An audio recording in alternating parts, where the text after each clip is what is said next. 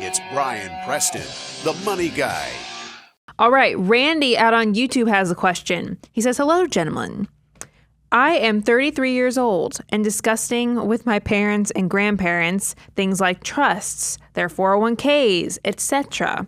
Any comments or suggestions for beneficiaries to ensure that the wealth continues to build over time as they discuss that and get that all set up? Yeah, but I do not want to suppose that this is Randy. So Randy, I'm going to set the table here.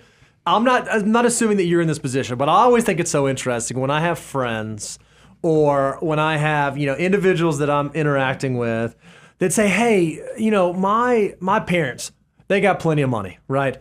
But now they're so conservative. They've got this like super conservative portfolio. They're just going to leave all that money to me. Man, I sure wish that they would kick up the risk a little bit to grow those dollars. And I have to like walk them back and be like, all right, are you trying to help the parents? Are you trying to help them make wise financial decisions?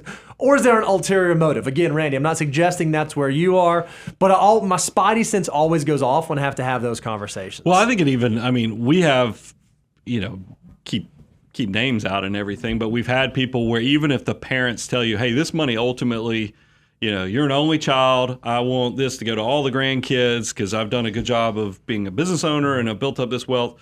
But so we're going to let the adult child now be part of this, and let's come up with an asset allocation plan that now is focusing on legacy and has maybe more growth, but more risk. Mm-hmm. And then that parent who says that they're part of the process, they're all into this because you come up with this strategy, it's going to make sure that they have enough money protected for the rest of their life, but then you're going to focus on the long-term legacy. And then the first time the market starts getting his teeth kicked in, that parent, the older parent goes, whoa, what's going on? I didn't sign up for this. I can't. I don't want to lose $1. I can't lose $1. For my peace of mind, I need to know because I've worked all these decades on building up this wealth. So risk tolerance and your structure. Now, it always blows my mind that there are people who are tremendous risk takers with business ownership, real estate development, other things like that. And then you look at their asset allocation and they just like cash. I mean, there's people in my life that it cracks me up that they can be such a cowboy with this portion of their life, but this portion is just like,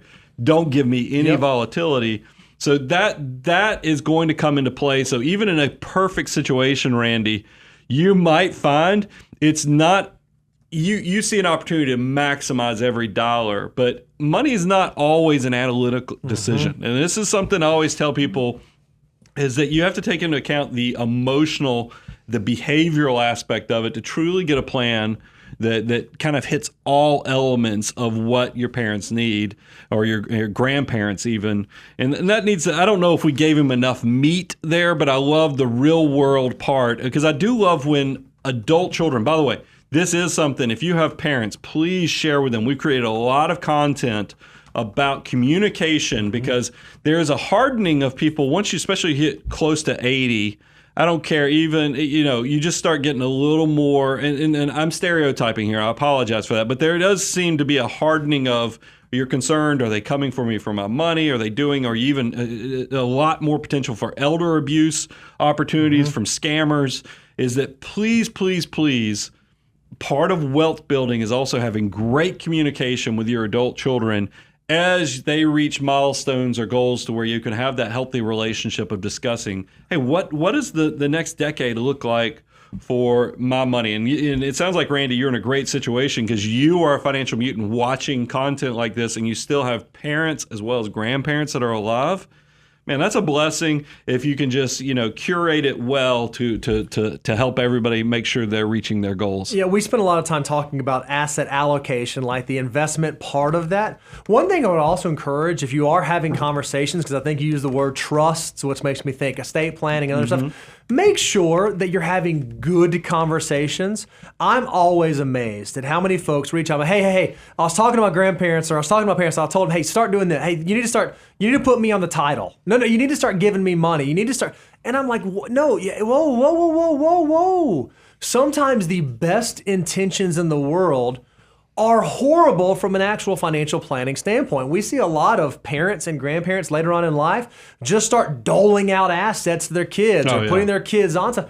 That's horrible from an estate planning standpoint. So make sure when you are having these conversations around trusts and what type of trusts, and should they be revocable trusts or irrevocable trusts, and should we gift the money or is it better for people to inherit the money? There are different implications to how you answer those questions. So don't just assume because your next door neighbor told you this great estate planning idea that it's actually a great estate planning idea. Because that is, if you ask us, one of the number one things that we see people screw up, it's that. We'll get a brand new client and they'll show us their portfolio. But, oh, well, where'd this come from? Where'd that come from?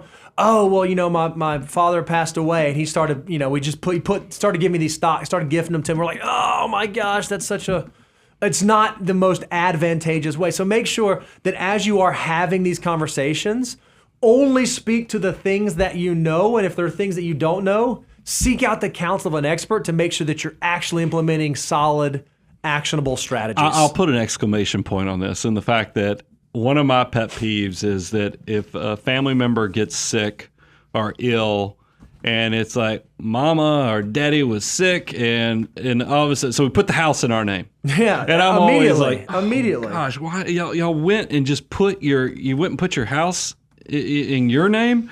And like, yeah, we got to protect it. And then, or the other thing is you'll see somebody with like we're from Atlanta originally, so it was not uncommon that you have a great grandparent or a parent, an older person that bought Coca-Cola back in a gazillion 1940. years ago, and then they're like, they wanted to reward me for graduating, so they just gave me shares of that, it's just horrible estate planning and strategy. So that's why I do love Randy has mentioned the word trust, because trust is something you're going to talk to an estate attorney, you're going to work through. Just have a strategy, because when you start just doling assets out, I had even my own, and she might be watching the show, my own mother-in-law, she was trying to set up an account for like an older uncle that she was helping out with.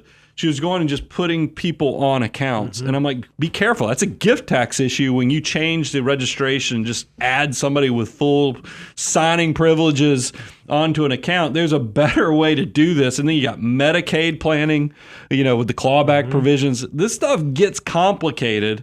So, I do love the fact that Randy's talking about trust, which means there probably would be an estate attorney, a financial planner kind of quarterbacking. How do you transition this well? Because when you just start gripping and ripping on retitling accounts or writing checks to relatives so that Medicaid won't take it because they're in assisted living, you're opening yourself up for a big mess. Estate planning is not one size fits all. The stuff that you do for folks who have estates above 11 million or 22 million is different than the stuff you do for folks that are below that threshold. So you just need to take that into account.